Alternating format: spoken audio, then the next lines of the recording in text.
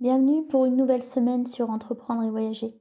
Alors dans ce nouveau podcast, ce nouvel épisode, je te parle d'un sujet tendance, c'est créer et avoir un business en ligne minimaliste. En effet, parmi le milieu entrepreneurial web francophone et international aujourd'hui, c'est une notion dont on entend de plus en plus parler et il y a plusieurs raisons à cela. Alors avant de t'exposer lesquelles, je te souhaite d'abord une bonne écoute.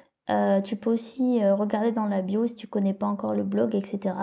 Et puis surtout, n'hésite pas à t'abonner et à partager.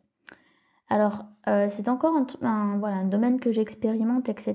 Et à mon avis qu'il faudrait encore beaucoup creuser. Mais en tout cas, ça fait 3 ans que je suis à mon compte. Et à mon sens, le fait de vouloir et d'instaurer un business en ligne minimaliste, c'est un sujet important dans mon entrepreneuriat et dans le tien. Parce que pour garder une liberté géographique et voyager toujours plus, c'est indispensable.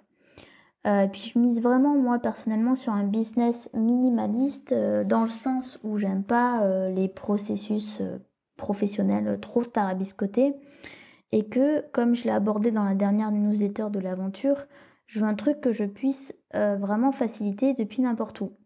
Alors attention, je mets un petit bémol, ça veut pas dire que je veux pas de missions, complexes, que je veux pas apprendre, accepter de nouveaux challenges et cetera. Non, ça n'a rien à voir, c'est plus une question de système et d'organisation, dans le sens où je cherche à optimiser, à travailler intelligemment.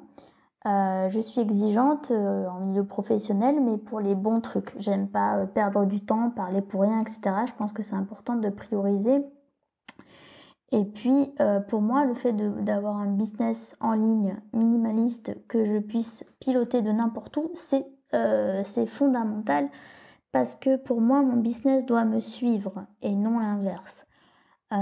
J'ai pas choisi d'être indépendante à mon compte pour être, enchaînée quelque part, corvéable. Au contraire, j'ai pas du tout choisi ça pour avoir un patron. Moi, j'ai choisi ça pour avoir des clients et avancer efficacement avec eux, apporter des solutions à la fois réfléchies mais simples, synthétiques, abordables et compréhensibles.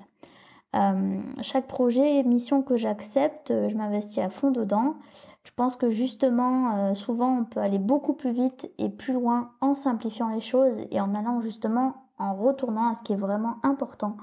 Par exemple en éliminant certains allers-retours incessants, néfastes.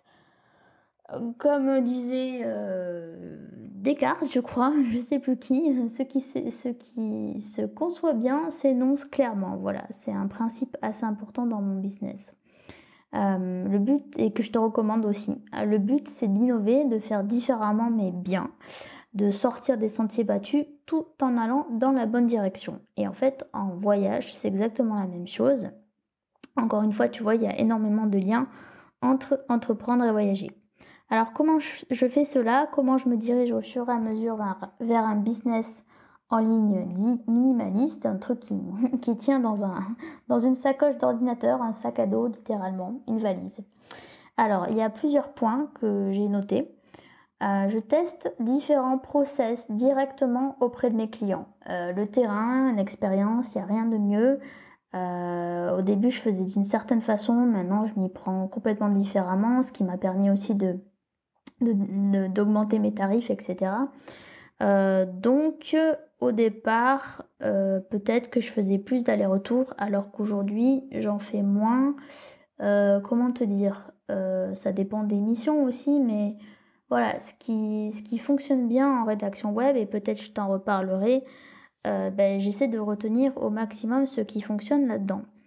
Ensuite, je me concentre sur mon positionnement, sur mon cœur de métier et ce qui me rapporte directement de l'argent. Donc moi aujourd'hui, je vis de la rédaction web, je suis aussi blogueuse et je me concentre sur ça. Je vais pas commencer à faire, je sais pas moi, du développement web, du community management. J'essaie quand même de resserrer un peu le truc. Et puis surtout, ça c'est un point très important pour ton business en ligne minimaliste, c'est que je n'ai que des clients en remote, 100% en télétravail. Sur mon CV, c'est écrit télétravail, sur mon profil LinkedIn, sur Facebook, etc. Ça, c'est la base pour être libre et pour avoir un business en ligne qui roule des clients en télétravail. Je limite les allers-retours. Je limite aussi le matériel physique nécessaire. Je vais pas me trimballer avec 36 000 écrans dans mon sac, etc. J'ai mon ordinateur, une souris quand même parce que j'aime bien, un tapis de souris, mes câbles et voilà, c'est tout. Je travaille avec ça à peu près et mon smartphone, voilà. J'organise, je planifie mes semaines au maximum. Je laisse plus trop de place à l'improvisation parce que tout prend du temps et même les réunions, etc., on se rend compte que ça prend énormément de temps. Donc autant que ça soit planifié. Un autre point important aussi, c'est que je retiens uniquement les clients avec lesquels ça match. Je fais des tests avec eux, on commence à faire connaissance, à tester les projets. Mais très rapidement, si ça colle pas, j'arrête. Parce que sinon, ça va être trop prise de tête.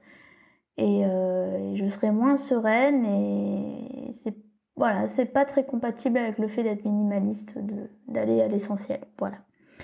Et enfin, je cherche aussi des innovations, donc je reste en veille sur des solutions, sur des outils, sur des méthodes, sur des schémas, toujours plus simples, rapides et efficaces. Si possible, je crée mes propres méthodes, comme je réfléchis pour entreprendre et voyager, c'est pour ça que tout ça, ça prend du temps parce qu'il faut se nourrir des choses, les mûrir, etc. C'est comme un arbre, tu vois. Tu plantes des graines, après tu vois comment ça grandit, t'arroses, etc. En fonction, les fruits meurent ou pas, donc, ou au contraire, comme mes petites fraises sur mon balcon, ça grandit, voilà, tu vois, faut chercher des solutions pour que ça grandit bien, voilà. Voilà ce que je peux te dire pour le moment pour le business en ligne minimaliste. J'espère que ce petit podcast t'aura plu. Merci encore d'avoir choisi de rejoindre les entrepreneurs voyageurs si c'est fait. Si c'est toujours pas fait, vas-y, t'as aussi le lien dans la description. Surtout, suis ton instinct, n'attends pas et chaque jour compte. Ciao!